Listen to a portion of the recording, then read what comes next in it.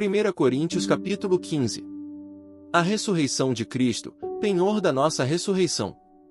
Também vos notifico, irmãos, o evangelho que já vos tenho anunciado, o qual também recebestes, e no qual também permaneceis. Pelo qual também sois salvos se o retiverdes tal como vô-lo tenho anunciado, se não é que crestes em vão. Porque primeiramente vos entreguei o que também recebi, que Cristo morreu por nossos pecados, segundo as Escrituras. E que foi sepultado, e que ressuscitou ao terceiro dia, segundo as Escrituras. E que foi visto por Cefas, e depois pelos 12. Depois foi visto, uma vez, por mais de 500 irmãos, dos quais vive ainda a maior parte, mas alguns já dormem também. Depois foi visto por Tiago, depois por todos os apóstolos. E por derradeiro de todos me apareceu também a mim, como a um abortivo. Porque eu sou o menor dos apóstolos, que não sou digno de ser chamado apóstolo, pois que persegui a igreja de Deus. Mas pela graça de Deus sou o que sou, e a sua graça para comigo não foi vã, antes trabalhei muito mais do que todos eles, todavia não eu, mas a graça de Deus, que está comigo.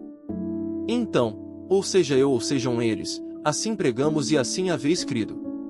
Ora, se prega que Cristo ressuscitou dentre os mortos, como dizem alguns dentre vós que não há ressurreição de mortos? E, se não há ressurreição de mortos, também Cristo não ressuscitou. E, se Cristo não ressuscitou, logo é vã a nossa pregação, e também é vã a vossa fé. E assim somos também considerados como falsas testemunhas de Deus, pois testificamos de Deus, que ressuscitou a Cristo, ao qual, porém, não ressuscitou, se, na verdade, os mortos não ressuscitam. Porque, se os mortos não ressuscitam, também Cristo não ressuscitou. E, se Cristo não ressuscitou, é vã a vossa fé, e ainda permaneceis nos vossos pecados. E também os que dormiram em Cristo estão perdidos. Se esperamos em Cristo só nesta vida, somos os mais miseráveis de todos os homens. Mas de fato Cristo ressuscitou dentre os mortos, e foi feito as primícias dos que dormem.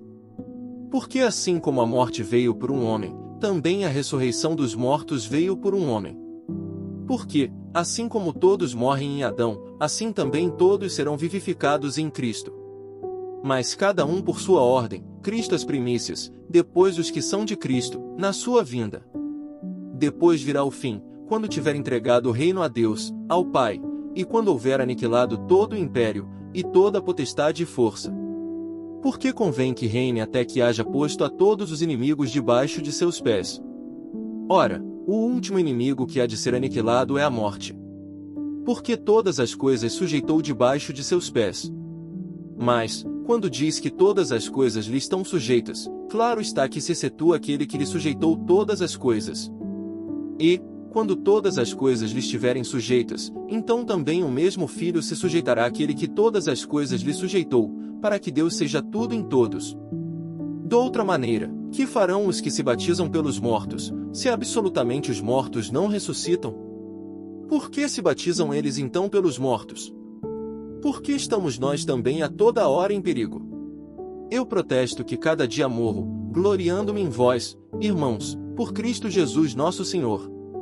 Se, como homem, combati em Éfeso contra as bestas, que me aproveita isso, se os mortos não ressuscitam?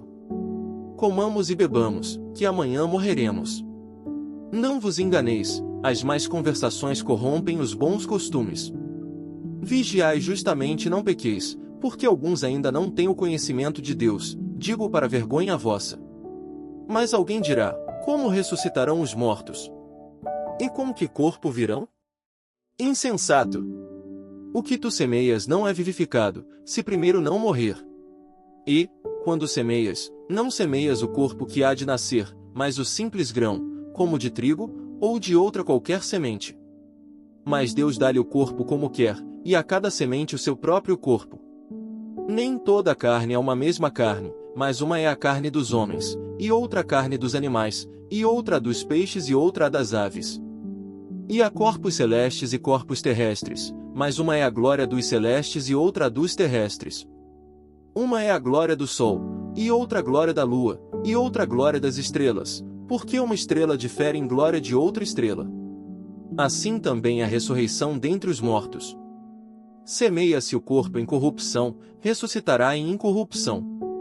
Semeia-se em ignomínia, ressuscitará em glória. Semeia-se em fraqueza, ressuscitará com vigor. Semeia-se corpo natural, ressuscitará corpo espiritual. Se há corpo natural, há também corpo espiritual. Assim está também escrito: o primeiro homem, Adão, foi feito em alma vivente, o último Adão em espírito vivificante. Mas não é primeiro o espiritual, senão o natural, depois o espiritual. O primeiro homem, da terra, é terreno. O segundo homem, o Senhor, é do céu. Qual o terreno, tais são também os terrestres, e, qual o celestial, tais também os celestiais. E, assim como trouxemos a imagem do terreno, assim traremos também a imagem do celestial. E agora digo isto, irmãos, que a carne e o sangue não podem herdar o reino de Deus, nem a corrupção herdar a incorrupção. Eis aqui vos digo um mistério: na verdade, nem todos dormiremos, mas todos seremos transformados. Num momento, num abrir e fechar de olhos, ante a última trombeta, porque a trombeta soará, e os mortos ressuscitarão incorruptíveis, e nós seremos transformados. Porque convém que isto que é corruptível se revista da incorruptibilidade, e que isto que é mortal se revista da imortalidade. E, quando isto que é corruptível se revestir da incorruptibilidade, e isto que é mortal se revestir da imortalidade, então cumprir-se-á a palavra que está escrita: tragada foi a morte na vitória. Onde está, ó morte, o teu aguilhão? Onde está, ó inferno, a tua vitória? Ora, o aguilhão da morte é o pecado, e a força do pecado é a lei. Mas graças a Deus que nos dá a vitória por nosso Senhor Jesus Cristo.